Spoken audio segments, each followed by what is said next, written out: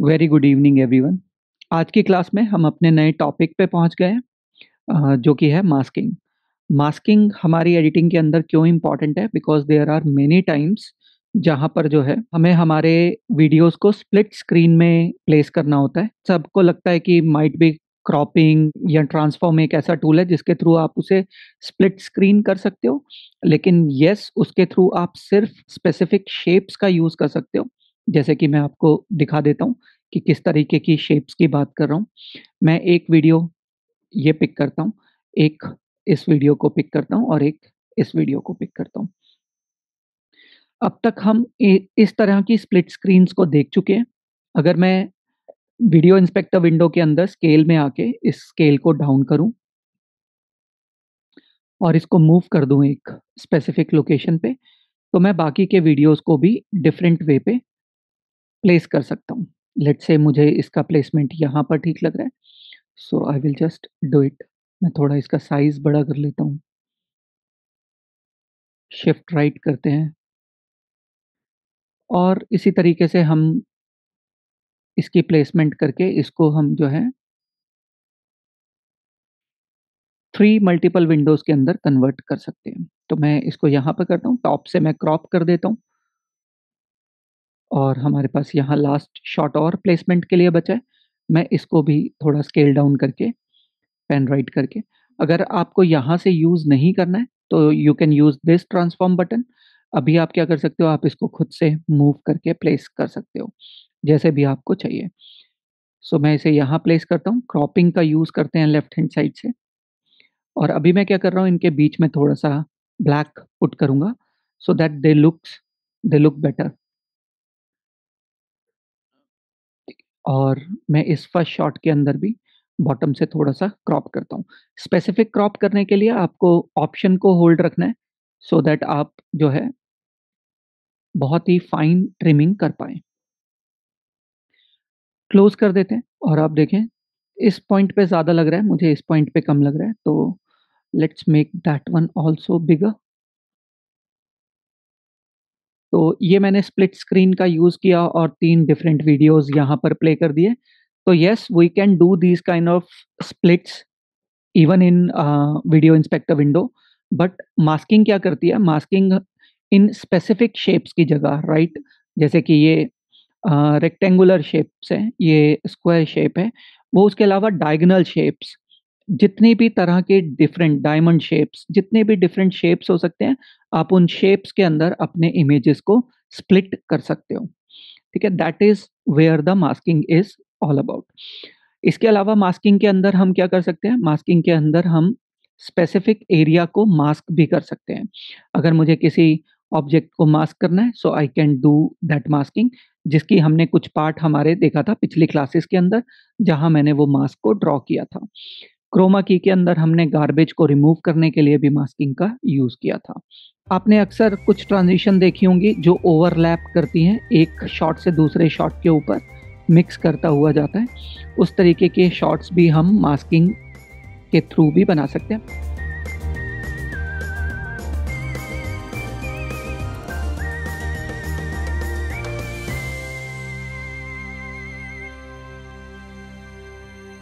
Masking is very, very important. और masking कहाँ पर होती है? मास्किंग होती है हमारे फ़िल्टर के अंदर। मैं अगर फ़िल्टर पे आऊँ, वीडियो ऑप्शंस के अंदर आऊँ और इसके अंदर एक फ़ोल्डर है हमारे पास, दैट इज़ मास्क। और इस मास्क के अंदर हमारे पास डिफरेंट ऑप्शन है। मैं ये अ, ऑडियो मॉनिटर को ऑफ कर देता हूँ यहाँ से, so that we can only concentrate on this plugins. सो यहाँ आप देखें तो यहाँ पर हमारे पास मास्किंग के 1, 2, 3, 4, 5 डिफरेंट ऑप्शंस हैं, जिसमें पहला हम अभी तक देख चुके हैं, that is draw mask.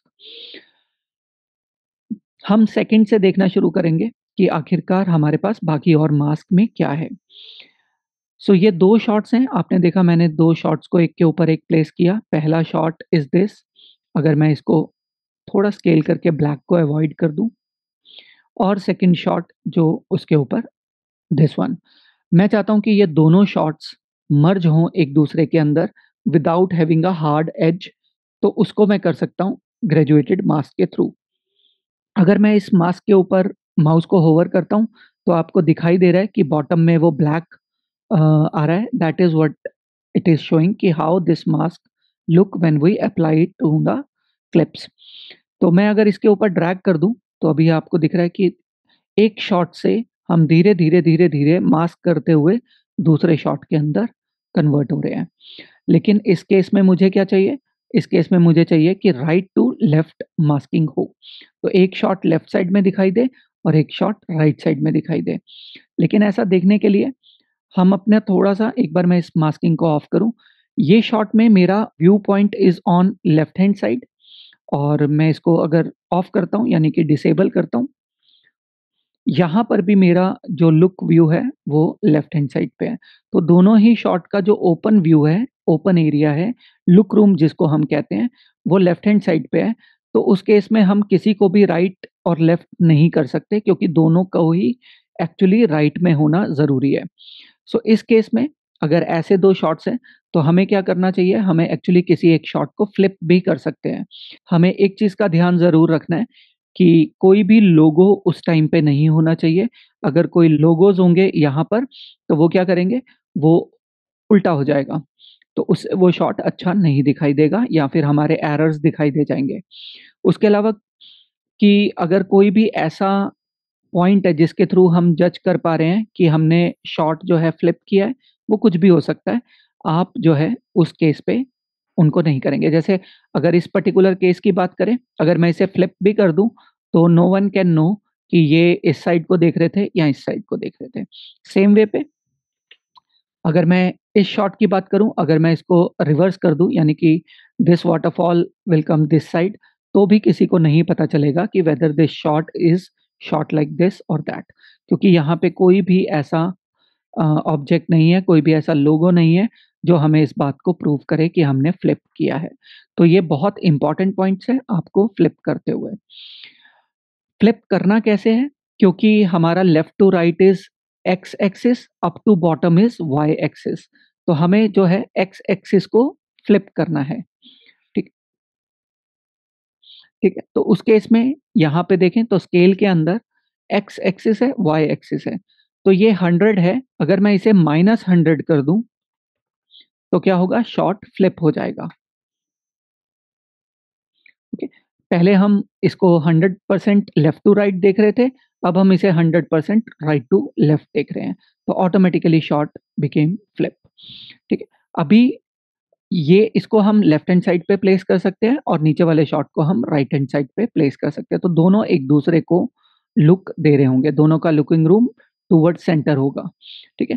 This kind of placement जब भी हम स्प्लिट स्क्रीनिंग करेंगे, हमें ये ध्यान रखना है कि कोई भी शॉट एक दूसरे को कॉन्ट्राडिक्ट ना कर रहा हो। उनका व्यू पॉइंट एक दूसरे की तरफ ही होना चाहिए, then it will look good, ठीक है?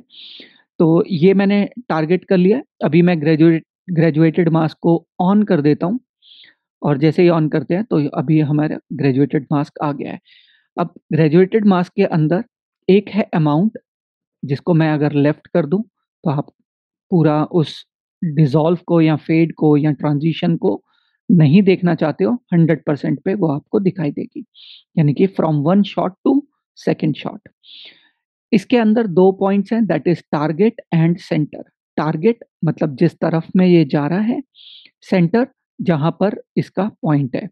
ये सेंटर पॉइंट हमारा कंट्रोल करता है हमारे स्पेस को कि आप कहाँ से अपनी ट्रांज़िशन को शुरू होना चाहते हो, ठीक है?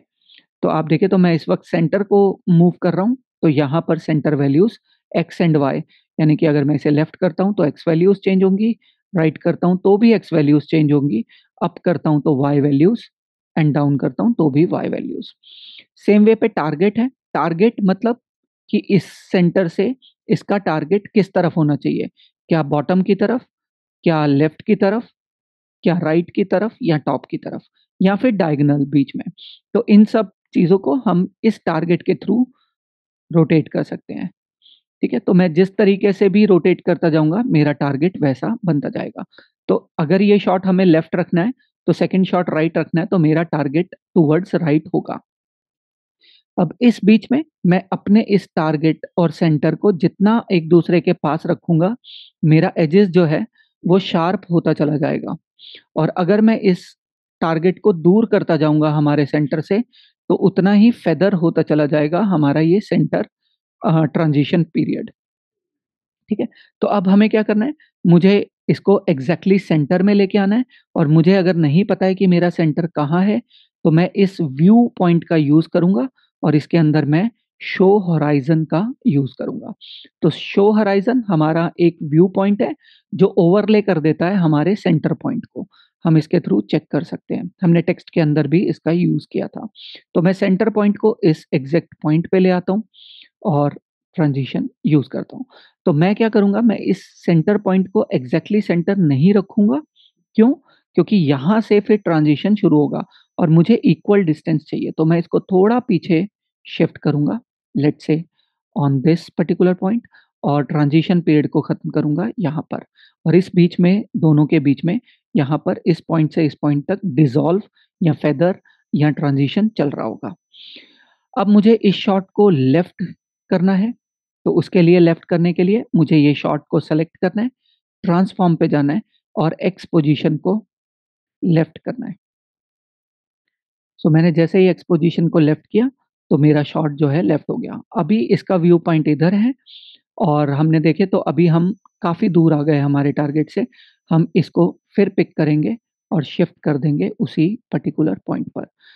तो this is important to us. हम क्या करते हैं, हमारे इस क्लिप को थोड़ा और शिफ्ट कर लेते हैं एजेस पे, और अब हम इसको हल्का-हल्का शिफ्ट कर लेते हैं यहाँ। सो अब आप देखिए तो yes, this is falling from the top. अब बॉटम क्लिप, क्योंकि हमारा अभी वो भी एजेस पे है, वो राइट होना चाहिए। अब हम सेलेक्ट करेंगे बॉटम क्लिप को and we will move it to right. और अब मैं इस व्यू को, शो होराइज़न को ऑफ कर देता हूँ और आपको दिखाई देगा कि 2 डिफरेंट शॉट्स हमने आपस में ग्रेजुएटेड मास्क के थ्रू फेदर करके मिक्स मर्ज कर दिए हैं। तो प्ले करता हूँ इसको। अब इन 2 शॉट्स को लगाते हुए एक चीज़ जो आपको ध्यान रखनी है, one more thing, that is camera movements दोनों का इस तरीके से अलग-अलग मूव नहीं करना चाहिए जैसे कि अभी कर रहे हैं। अदरवाइज़ ये जगह जो है ये उतना क्लीन नहीं दिखाई देगा। तो नीचे वाले शॉट को हम उस पर्टिकुलर पॉइंट से पिक करते हैं जहाँ पर वो स्टॉप हो गया है। मैं बाकी का पार्ट डिलीट कर देता हूँ। अगर मैंने अभी इसको डिलीट किया तो ये टॉप भी डिलीट हो जाएगा। मैं एक बार डिलीट करके दिखाता हूँ। मैंने डिलीट किया तो टॉप का ओवरले वीडियो भी डिलीट हो गया। मुझे बिना इसे डिलीट किए इसको जो है अ, मैं नहीं चाहता कि ओवरले वीडियो डिलीट हो, मैं चाहता हूँ कि सिर्फ़ ये बॉटम वीडियो ही डिलीट हो। उसके लिए मैं शिफ्ट बैकस्पेस का यूज़ करूँगा। शिफ्ट एंड बैकस्पेस मैं आपको कीबोर्ड के ऊपर दोबारा से दिखा देता हूँ। सो ये हमारा कीबोर्ड है, ये इस बैकस्पेस का हम यूज़ कर रहे हैं। तो मुझे क्या करना है, मुझे इस शिफ्ट को होल्ड करना है और ये बैकस्पेस को हिट करना है और मेरा ये क्लिप यहाँ से डिलीट हो जाएगा और वहाँ पर ब्लैंक एरिया रह जाएगा। अब इस ब्लैंक एरिया को यूज़ करने के लिए मुझे पी यानी पोज़ीशन टूल का यूज़ करना होगा, क्योंकि अगर मैंने सिलेक्शन टूल का यूज़ किया, सिलेक्शन मतलब ए टूल का, और मैं इसको शिफ्ट करता हूँ, तो ये पीछे चला जाएगा शॉट, ठीक है? तो इस केस में मैं, जब भी हमें टाइमलाइन की मैग्नेटिक फील्ड को स्टॉप करना है, हमें instead of selection we have to come to position. मैं इस पोज़ीशन टूल पे आऊँगा और अब इसको ड्रैग करके एड एडजस्ट कर दूँगा और अब आप देखें हम इस शॉट को एक्चुअली, इस ब्लैंक क्लिप को डिलीट भी कर सकते हैं। तो मेरा शॉट यहाँ पर फिक्स हो गया। एक बार प्ले करके देखते हैं क्या अभी भी कैमरा मूवमेंट्स हैं या नहीं हैं? हैं, लेकिन बहुत कम है। हम क्या करते हैं, इनको थोड़ा-थोड़ा स्लो मोशन कर देते हैं। सबसे पहले स्लो मोशन करने के लिए हम देख लेते हैं कि क्या इन क्लिप्स के अंदर पोटेंशियल ऑफ स्लो मोशन है या नहीं। उसके लिए पहले मुझे मेरी टाइमलाइन को देखना होगा। मैं अपनी टाइमलाइन को देखूँ तो वो है 25 फ्रेम्स के ऊपर। अब मुझे इस क्लिप को देखना होगा।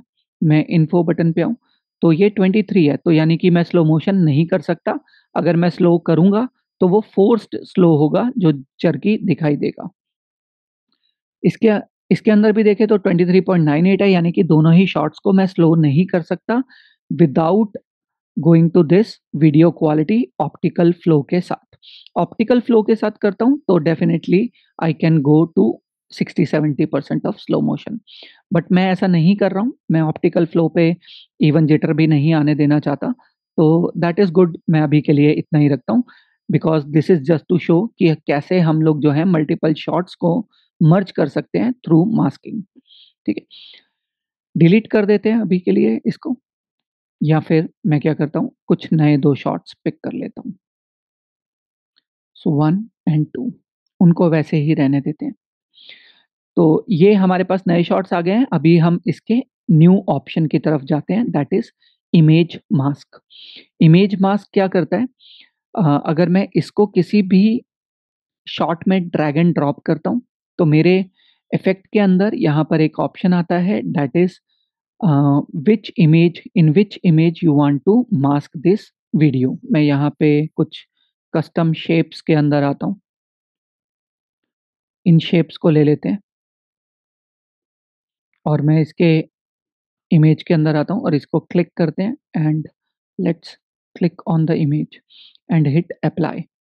सो अब मैंने अप्लाई किया तो आप देख रहे हैं वो एक इमेज के अंदर वो पर्टिकुलर इमेज आ गया। तो आप कोई भी शेप, कोई भी वीडियो, कुछ भी ऐसा डाल सकते हैं जिसके अंदर वो चला जाएगा। बट ऐसा करने के लिए हमारे पास देयर इज़ अनदर ऑप्शन, जो मैंने ब्लेंडिंग मोड में आपको दिखाया था, that is black hides, white shows, और हम ब्लेंडिंग मोड के अंदर शिल आउट स्टेंसिल के अंदर जा सकते हैं। तो इस केस में भी हम हमारी इमेजेस को जो है अल्फ़ा कर सकते हैं। अगर मैं इन दोनों को कंपाउंड कर दूँ, तो इसके पीछे मुझे वही इमेज दिखाई देगा जैसा था। बस हमें ब्लेंड ना करना पड़े, इस वजह से हमारे पास एक एक्स्ट्रा ऑप्शन है इसमें, and that is that image mask. ठीक है? आपको हर ब्लेंडिंग ऑप्शन के अंदर या हर मास्किंग ऑप्शन के अंदर यहाँ पे की फ्रेम्स भी दिखाई दे रहे हैं। That means we can even key frame these target and centres. ठीक है? और सेम वे पे इसके अंदर भी अगर मैं आऊँ और इमेज मास्क को ड्रॉप करूँ, तो आपको यहाँ पे भी दिखेगा कि we can offset our X and Y positions.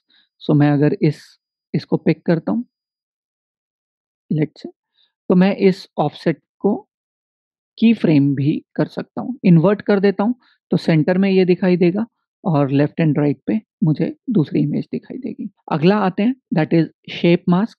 अगर मैं इस शेप मास्क को इसमें डालता हूँ, तो अभी आपको देखें तो एक विंडो बन गया है। विंडो यानी कि हमने एक शेप लिया है जिसके अंदर हम अपना वीडियो दिखाना चाहते हैं, और आउटर एरिया में मैं मेरी लेयर का नीचे वाला हिस्सा दिखाना चाहता हूँ। सेम वही कर रहे थे हम यहाँ पर भी, लेकिन इस केस में हम फेदर कर रहे थे हमारे किसी एक साइड को, और इस केस में हम शेप दे रहे हैं हमारी इमेज को। इसके अंदर यहाँ पे 2 बॉक्सेस हैं। आउटर बॉक्सेस जो है ये फेदर है। अगर मैं इसको क्लिक करके बड़ा करता हूँ, तो आपको दिखाई देगा स्लोली एंड स्टेडली इस पॉइंट से हमारा इमेज धीरे-धीरे, धीरे-धीरे फेड होता जा रहा है। अगर मैं इस एज को अंदर की तरफ करूँ, तो आपको दिखाई देगा कि अभी अंदर की तरफ फेदर यानी कि ट्रांज़िशन हो रहा है। ठीक है? तो ये फेदर पॉइंट है, और आप इधर भी देखें तो यहाँ पे फेदर, अगर मैं इसे नीचे करता हूँ तो माइनस की तरफ जाता है, अगर मैं इसे अम, बड़ा करता हूँ तो प्लस की तरफ जाता है, और हम इसको डायरेक्टली यहाँ से भी कंट्रोल कर सकते हैं। ठीक है? सेकंड पॉइंट आता है इसका रेडियस, यानी कि अगर मैं इसका रेडियस छोटा रखना चाहता हूँ या बड़ा रखना चाहता हूँ, तो उसके बेसिस पे आई कैन डिसाइड। उसके अलावा यहाँ पे ये ग्रीन पॉइंट्स दिख रहे हैं, मैं इनको खुद से भी रेडियस को चूज़ कर सकता हूँ, और ये सेंटर पॉइंट है, so that I can align that also. ठीक है? तो कभी-कभी कुछ ग्राफिक एलिमेंट्स को ऐड करने के लिए, जैसे कि इसके पीछे मैं एक ग्राफिक एलिमेंट को ऐड करता हूँ। यहाँ पर आते हैं बैकग्राउंड्स के अंदर, और बैकग्राउंड्स के अंदर हम आते हैं लेट्स से इस ग्राफिक के अंदर।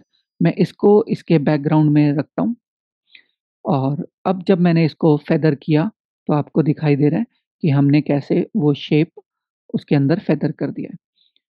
तो this look good at the time of um, जो है मोन्टाजेस एंड ऑल। तो मैं इस मास्क को यहाँ इस ब्लू बटन से ऑफ कर देता हूँ, so that we can concentrate on this graphic. सो इस तरीके से कुछ हमें ड्रीमी, कुछ भी ग्राफिकल मोन्टाज अगर दिखाना होता है, तो वहाँ पे हम इस तरीके की मास्किंग का यूज़ करते हैं, ठीक है?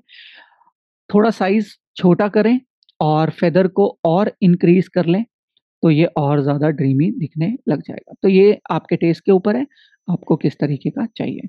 ऑन करने के लिए मैं वापस से शेप को ऑन कर देता हूँ और इस ग्राफ़िक को ऑफ कर देते हैं अभी के लिए। तो 2 शॉट्स हैं हमारे पास। अब यहाँ पर एक नेक्स्ट पॉइंट है दैट इज़ कर्वेचर। कर्वेचर मतलब अभी हमें जो ये शेप दिखाई दे रही है दैट इज़ रेक्टेंगुलर, क्योंकि हमने खुद से रेक्टेंगुलर शेप चूज़ किया है। मैं चाहूँ तो इसे स्क्वायर में भी मोल्ड कर सकता हूँ। और यहाँ पर एक छोटा-सा आपको डॉट दिखाई दे रहा है, this is what the curvature is all about. अगर मैं इसे लेफ्ट करता हूँ, तो ये धीरे-धीरे ये इसके एजेस कर्व की जगह शार्प एजेस में कन्वर्ट हो जाते हैं और जैसे-जैसे मैं इसको राइट करता हूँ, ये धीरे-धीरे राउंड यानी कर्वी होने शुरू हो जाते हैं और एक पॉइंट पे ये बिल्कुल ओवल की शेप ले लेता है, ठीक है? तो हम सर्कल्स भी इसी के थ्रू डिसाइड कर सकते हैं और हम जो है स्क्वायर्स भी इसी के थ्रू कर सकते हैं और हम रेक्टेंगल्स भी, और अगर मुझे ये एजेस को कर्वी करना है, तो कर्वेचर का यूज़ करना है सो that it will come up as a curvy. Let's say कि मेरे को एक सॉलिड लेयर, लेट्स से एक स्ट्रिप बनाना है मेरे को, मेरे इमेज के नीचे, मैं इसको ऑफ कर लेता हूँ और इसको मैं अभी के लिए थोड़ा ओपेसिटी कम कर लेता हूँ।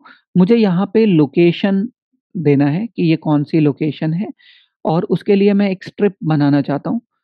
तो मैं क्या करूँगा, मैं उस स्ट्रिप के अंदर इस इमेज मास्क को ऐड करूँगा और इसको थोड़ा-सा कर्वी देंगे, बहुत ज़्यादा कर्वी नहीं करेंगे। फेदर हम 0 कर देंगे, तो मैं इस फेदर पे आऊँ और इसको बिल्कुल 0 कर दूँ। मुझे बिल्कुल भी फेदर नहीं देना है और अभी मैं ओपेसिटी को वापस से ऑन करूँ, इसको ऑफ करके देखते हैं, तो हमने एक स्ट्रिप एक बनाई है जिसके अंदर हम लोकेशन दे सकते हैं।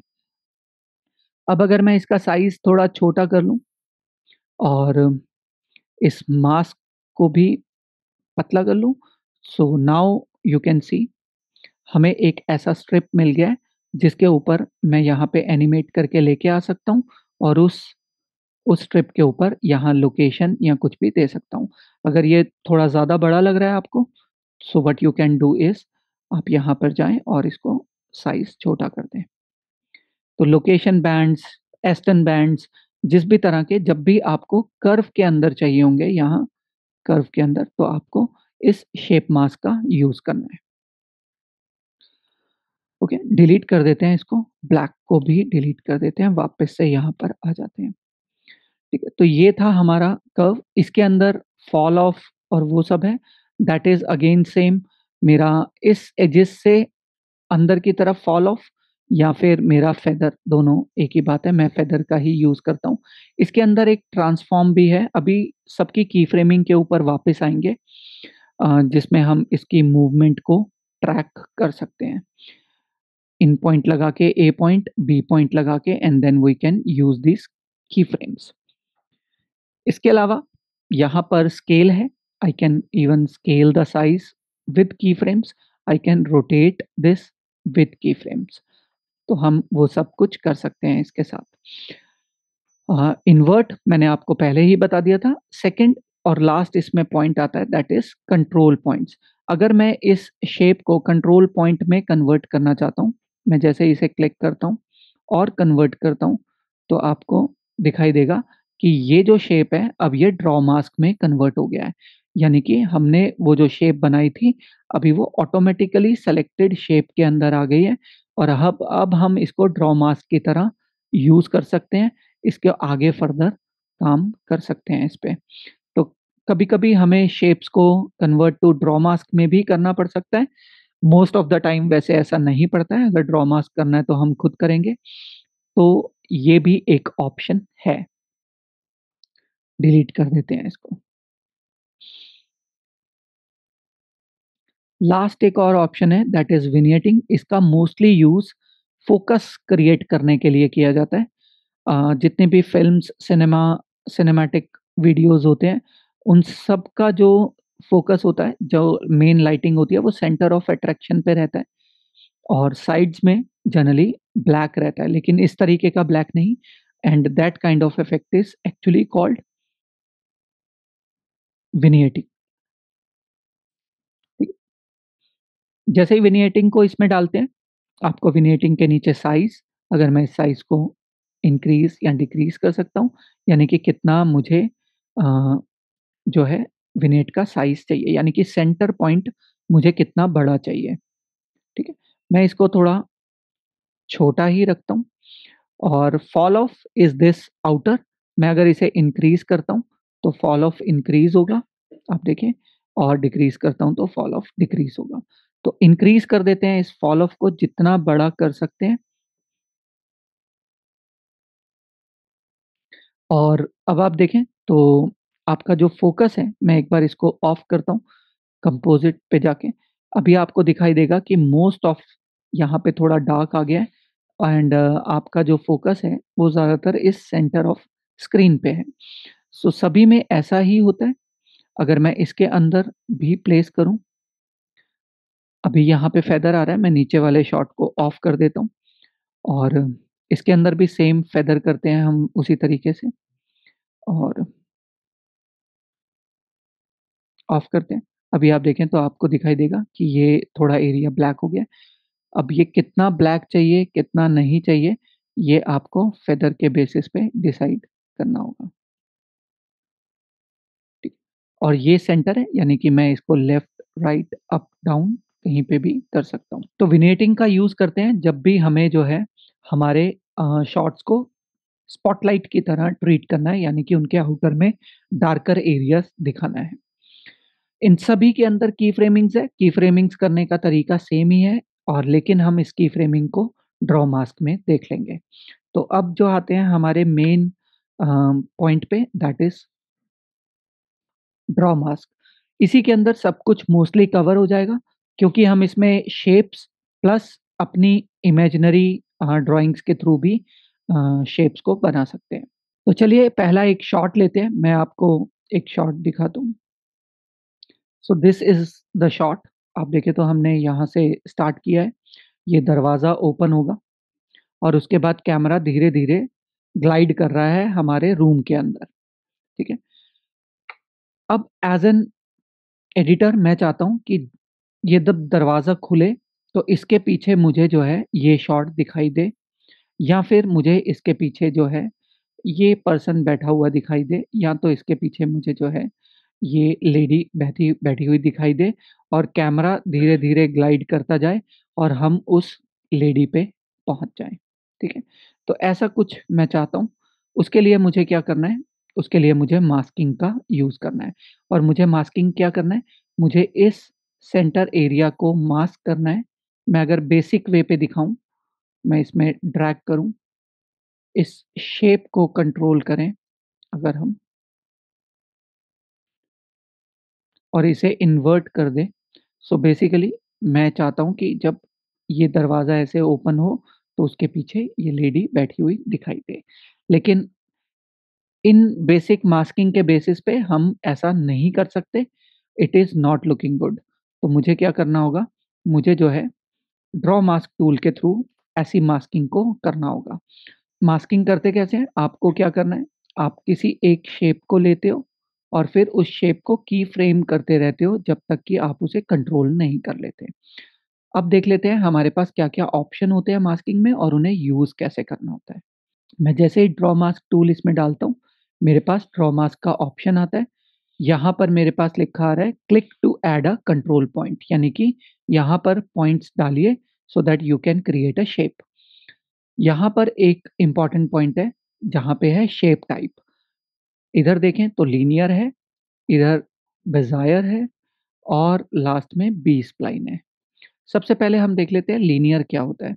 सो linear is when I click for a single point, then I click for second point, third, और जब तक मैं अपनी शेप को क्लोज़ नहीं करता, मेरी जो शेप है वो स्ट्रेट लाइन्स में ही आती रहती है। ठीक है? इस केस में मैंने जो शेप चूज़ करी है, मैं इस शेप को इन्वर्ट भी कर सकता हूँ क्योंकि मेरे को ये एरिया ब्लैंक चाहिए, मुझे बाकी एरिया दिखना चाहिए। That is where the invert always come. Okay, तो इसके अंदर हमारा कोई भी शेप अगर मैं इसको डिलीट कर दूँ, मास्क को अंडू कर देते हैं।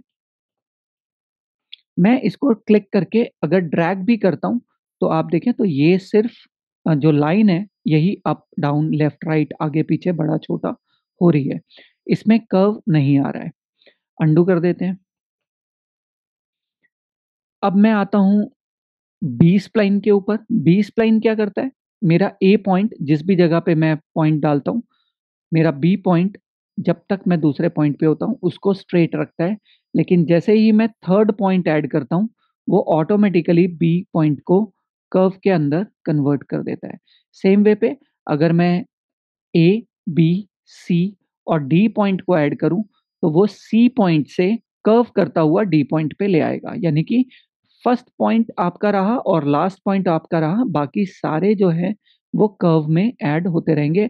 आप इसे कहीं भी ऐड करते रहिए, ठीक है? जब तक वो कर्व चलता रहेगा, तब तक आपकी शेप कर्व में चलती रहेगी। तो अंडू कर देते हैं शेप को। द लास्ट शेप जो हम चूज़ कर सकते हैं, that is Bezier shape.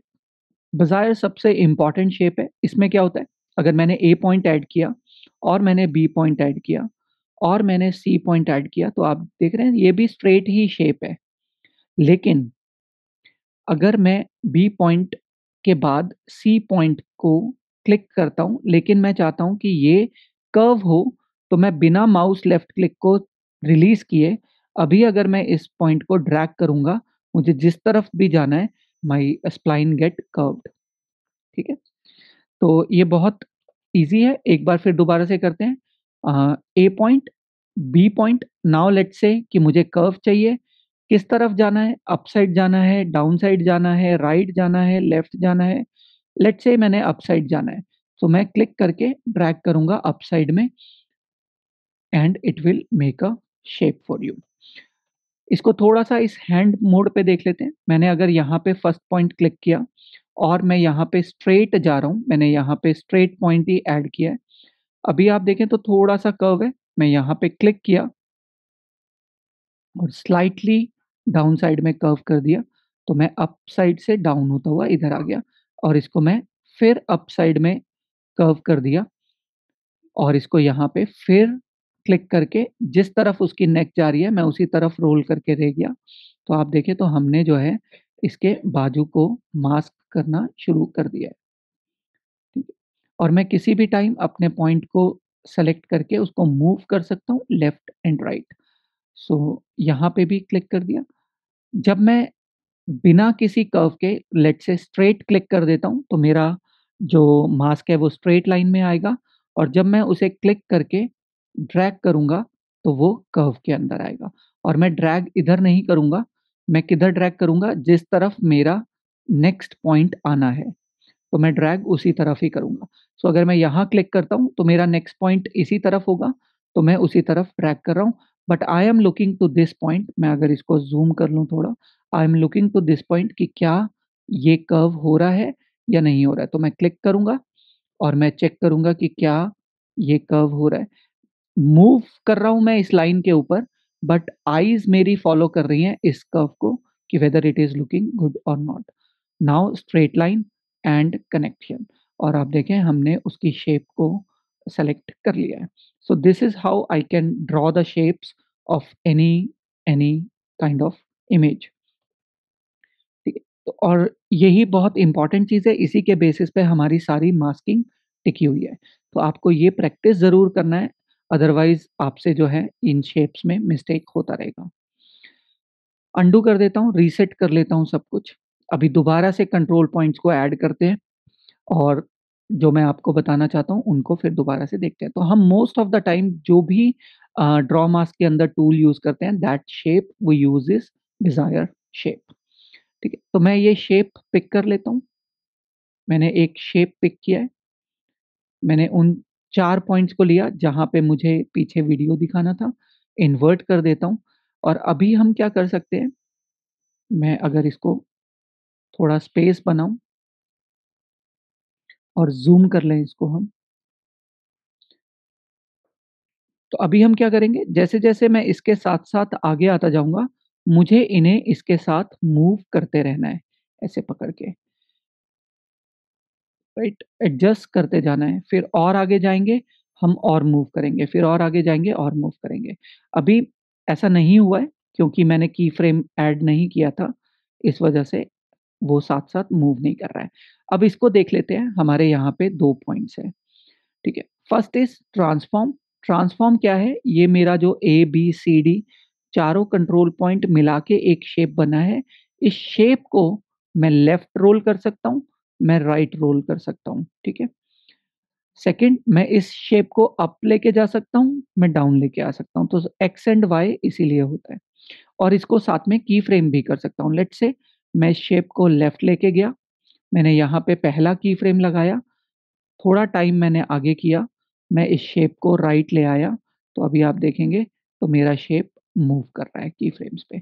Same वैसे ही जैसे हमारे पहले भी करते थे की फ्रेम्स। सेम वे पे रोटेशन है मेरे पास, मैं इस शेप को रोटेट कर सकता हूँ, अगर वो शेप मूव कर रही है तो। मैं इस शेप को स्केल कर सकता हूँ, अगर वो इमेज जिसको मैंने मास्क किया है, वो कैमरा की तरफ आ रही है, so I can make a की frames on scale so that it will make big और स्मॉल, ठीक है? इसको भी रीसेट कर देते हैं। इसके बाद यहाँ पर जो लास्ट पॉइंट है that is control points. Control points क्या हैं? ये इंडिविजुअल पॉइंट्स हैं। पॉइंट 1 यानी कि दिस पॉइंट जो मैंने सबसे पहले लगाया था, इसको भी मैं इंडिविजुअली मूव कर सकता हूँ, मैं जहाँ भी चाहूँ, ठीक है? अंडू कर देते हैं। अगर मैं इसको लेफ्ट या राइट मूव करता हूँ, तो आपको यहाँ पर दिखाई देगा इंस्पेक्टर विंडो में कि आपका पॉइंट 1 का एक्स वैल्यू और वाई वैल्यू मूव कर रहा है। या फिर मैं इसी पॉइंट से इसको खुद से भी मूव कर सकता हूँ। सो ये थोड़ा हर्डल रहता है तो हम क्या करते हैं, हम किसी भी पॉइंट को सेलेक्ट करके मूव कर सकते हैं। आप देखिए जब किसी पॉइंट को हम सेलेक्ट करते हैं तो उसके सेंटर पॉइंट पे व्हाइट दिखता है और बाकी किसी भी सेंटर पॉइंट पे व्हाइट नहीं दिखाई दे रहा है। अगर मैं इस पॉइंट को सेलेक्ट करता हूँ तो अभी ये सेलेक्टेड है, बाकी कोई भी पॉइंट सेलेक्टेड नहीं है। सो दैट डज़न्ट मीन्स कि हम एक बारी में सिर्फ़ एक ही पॉइंट को सेलेक्ट कर सकते हैं। हम एक बारी में मल्टीपल पॉइंट्स को भी सेलेक्ट कर सकते हैं। उसके लिए मुझे क्या करना है, मैं शिफ्ट को होल्ड कर रहा हूँ। मैंने इसको क्लिक किया, मैंने शिफ्ट को होल्ड किया, मैंने सेकंड पॉइंट को भी क्लिक कर लिया, मेरे पास दोनों पॉइंट्स एक साथ सेलेक्ट हो गए। अभी मैं इन दोनों पॉइंट्स को एक साथ मूव कर सकता हूँ, जिस भी पोज़ीशन पे चाहूँ, ठीक है? और इसी के साथ अगर मैं इन्हें की फ्रेम्स लगाता हूँ, तो मेरा अभी जो पॉइंट सिलेक्टेड हैं, आप देखें वो कौन से हैं? मैं अगर इस पे क्लिक कर दूँ या माउस को होवर करूँ तो आपको दिखाई दे रहा है दिस इज़ पॉइंट 2 और दिस इज़ पॉइंट 1। तो मैं इन दोनों को सेलेक्ट कर लेता हूँ यानी कि 1 एंड 2 मैं इनके सामने की फ्रेम्स लगा सकता हूँ और आप देखिए इनके सामने इंडिविजुअल की फ्रेम कहीं पर भी नहीं है। लेकिन इस कंट्रोल पॉइंट के सामने की फ्रेम ज़रूर है। तो ए पॉइंट पे मैंने इसे की फ्रेम किया, मैं थोड़ा टाइम को आगे मूव किया और मैं इन की फ्रेम्स को शिफ्ट करता हूँ और अभी क्या करते हैं, इन दोनों में से किसी एक को रिलीज़ करते हैं और बी पॉइंट को लेफ्ट शिफ्ट करते हैं, ओके? तो अभी हुआ क्या होगा, पीछे से आके देखते हैं। मैं एक-एक फ्रेम करके आगे करता हूँ, वो धीरे-धीरे उसके साथ-साथ ग्रो करना शुरू कर रहा है, ठीक है? तो this is very, very important हम जो भी कंट्रोल पॉइंट्स का यूज़ करते हैं, उनकी की फ्रेमिंग को हम धीरे-धीरे एनिमेट करना शुरू करते हैं, so that it stick to the uh, हमारा शेप।